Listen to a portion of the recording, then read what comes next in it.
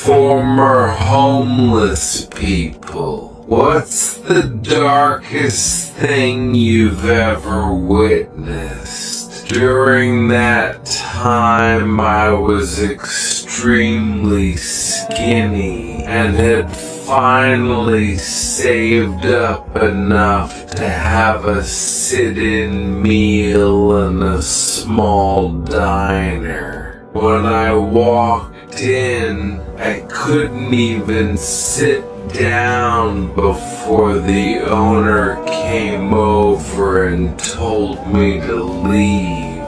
He said he didn't want me scaring other customers off or making anyone uncomfortable. I was used. Parents, what's the most heartbreaking thing you've experienced? I watched my son genuinely